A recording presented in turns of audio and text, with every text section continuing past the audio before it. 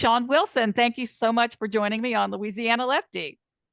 Well, thank you, Linda. I'm excited to be visiting with you today and all of your followers.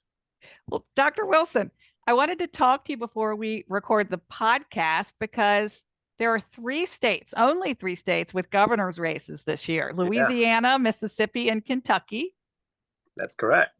all of which we could consider southern states. And interestingly, Louisiana currently has a Democratic governor. He's termed out. You're running to replace him. Kentucky has a Democratic governor who's running for reelection. And while Mississippi has a Republican governor, he's got a strong Democratic opponent. All three of those races, those governors were elected with right around 50% of the vote last time they were elected, which I bring up often. John Bel Edwards won his reelection with only 40,000 votes. I feel like people maybe are not acknowledging how close these governors' races are and how very winnable they are for Democrats. And I just wanted to get your thoughts on that. Yeah. Look, you're absolutely right, Linda. We are in a very critical time in our country, and we see the pendulum has not really swung very far in some regards. In fact, the pendulum is probably right down the middle in terms of governor's races in the South. As you mentioned, Governor Beshear in Kentucky, who is an incumbent and is doing very well in his race. And then next door in Mississippi, Brandon has some really good momentum running against what I would consider a vulnerable incumbent.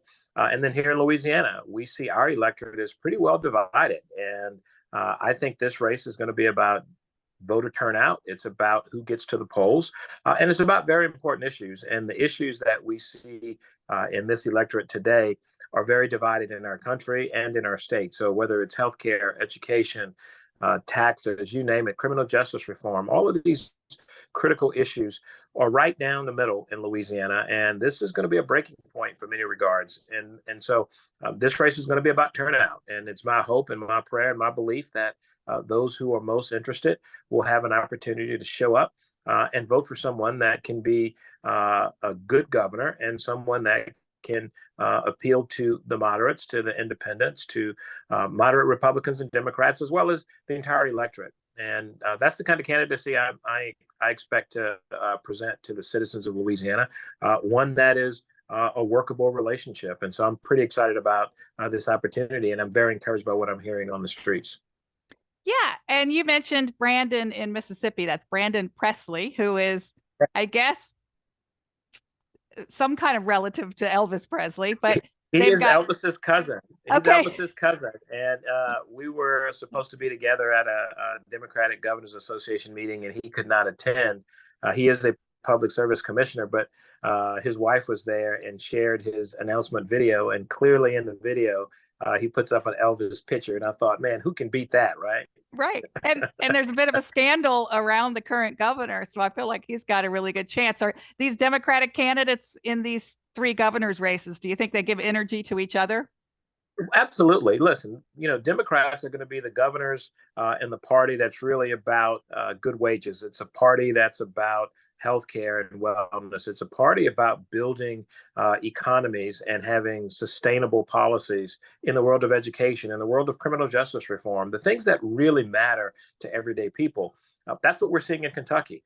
That's what we know we can get in Mississippi, and certainly what we've had here in Louisiana. When you talk about providing food for those who are in need, particularly children, when you think about early childhood education investments, when you think about real infrastructure investments, these governors in these southern states will absolutely ride the wave of the bipartisan infrastructure law, the Inflation Reduction Act, CHIPS, all of these really transformative pieces of legislation, and then bring it down to the state level where the rubber really meets the road. And so I'm pretty excited to be here. And we see our comparison to our sister states in this region are typically very extreme.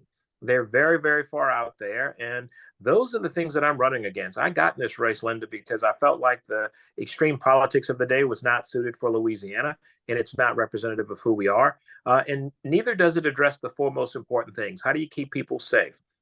How do you ensure that our children are taught well and that we're smart?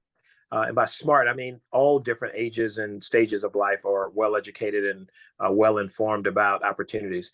How do we ensure that we're healthier? And of course, how do we grow an economy and become wealthier? Those are the four things: safer, smarter, healthier, and wealthier, that I'm running to be governor for. And those things aren't extreme issues. Those things are going to be right gravitating in the middle, where it's a little bit of ideas and a little bit of effort and a lot of innovation and support from folks all across the spectrum. And that's what's going to happen here in Louisiana when I'm governor. Well, thanks so much for sharing that. We'll talk more about that on the podcast. So sit tight and we'll Yes. get right to it.